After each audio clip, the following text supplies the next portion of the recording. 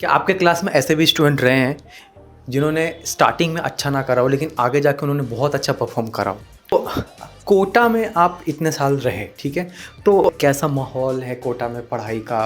अगर कोई आके अच्छे से यहाँ पर रह के करना चाहे, क्या सारा चीज़ अच्छा ही है? क्या ऐसा नहीं है कि बच्चा भटक जाए अपने राह से? तो यहाँ हमेशा ऐसा तो नहीं होगा कि सब अच्छा ही गया होगा, आपके भी मतलब कि एकेडमिक्स में ऐसा हुआ होगा, कभी अप्स डाउन ऐसे चीज़ें चल रही हैं, स्कोर अप जा रहा है डाउन जा रहा है, तो ऐसे सिचुएशंस में कैसे अपने आप को होल्ड करके रखें जिसकी वजह से आज अच्छा कर पाए? अच्छा, और आप एक एक सब्जेक्ट करके बताएं, फिजिक्स, केमिस्ट्री, मैथमेटिक्स, टिप्स दें कि तीनों सब्जेक्ट में किस तरीके से प्रिपरेशन करें ताकि सेकेंड अटेम्प्ट में अच्छा कर पाएँ, कि जब एग्ज़ाम देने के लिए बैठ रहे हैं तो पेपर को कैसे अटैम्प्ट करें। सो हेलो एवरीबॉडी, कैसा हो मेरे प्यारे भाइयों। तो वंस अगेन हम टॉपर्स के साथ वीडियो बना रहे हैं। कल इनका मैंने वीडियो डाला था और उस पर 1 लाख प्लस व्यू हो गया, तो हमने सोचा कि भाई और थोड़ा डिटेल में चीज़ें लेके आएँ और ताकि आपको गाइडेंस मिले, जो कि सेकंड अटेम्प्ट अभी देने वाले हैं और जो एडवांस के प्रिपरेशन के लिए जाएंगे, ठीक है, ये भी जाएंगे। तो इनसे मैं जानना चाहूँगा कि किस तरीके से अब ये आगे बढ़ेंगे एडवांस की प्रिपरेशन के लिए। तो सबसे पहले आप अपना इंट्रोडक्शन देने की ज़रूरत नहीं है, बट स्टिल हम पूछ लेते हैं, अपना इंट्रोडक्शन दो, कितने परसेंटाइल आपके आए, कितने स्कोर आए? Hello, my name is Jnanish Hemendra Shinde and I scored 100 percentile in JEE Mains 2023 Session 1.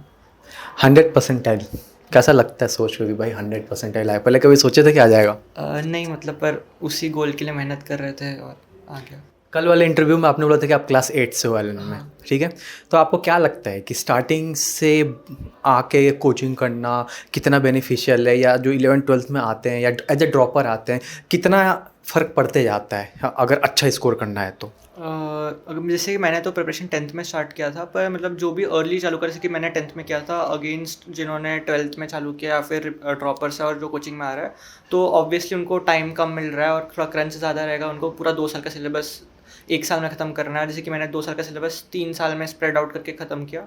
तो ऑब्वियसली क्योंकि ज़्यादा टाइम दिया तो हम ज़्यादा डेप्थ में पढ़ सकते हैं, और जो कम टाइम दे रहे हैं उनको सरफेस लेवल पे पढ़ना पड़ता है, तो थोड़ा फ़र्क पड़ता है। पर अगर आपको मेंस या फिर आप टारगेट ओरिएंटेड पढ़ रहे हैं किसी एक ही एग्ज़ाम के लिए, तो आप कर सकते हैं। और अगर आप डिलिजेंटली मेहनत कर रहे हैं तो कर सकते हैं, कि बहुत सारे एग्जाम्पल्स भी हैं कि जिन्होंने 1 साल बस मेहनत करके क्रैक किया एग्ज़ाम।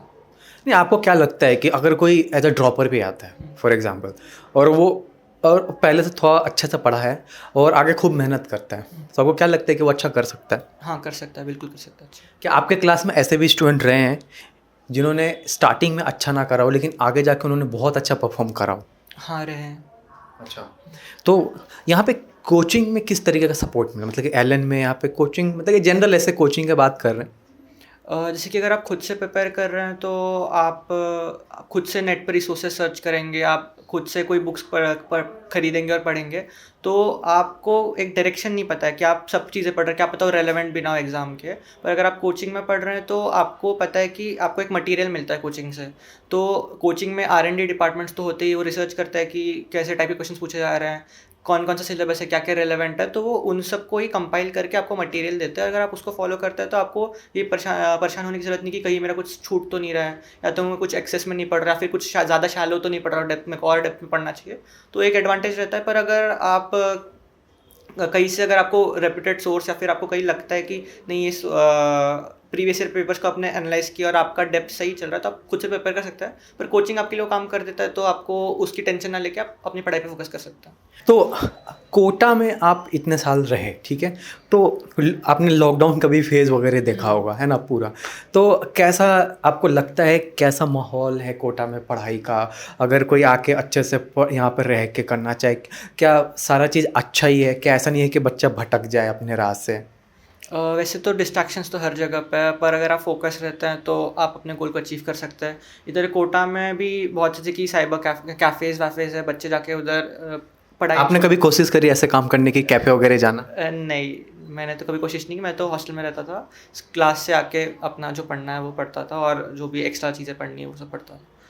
पर जैसे कि डिस्ट्रैक्शंस तो बहुत है हर जगह पे। आप इनफैक्ट घर पे बैठे बैठे आपके पास फ़ोन रहता है, टैबलेट्स रहता है, आप उन पे डिस्ट्रैक्ट तो हो ही सकता है। पर अगर आप फोकस्ड है तो आप अपने गोल की तरफ वर्क करेंगे।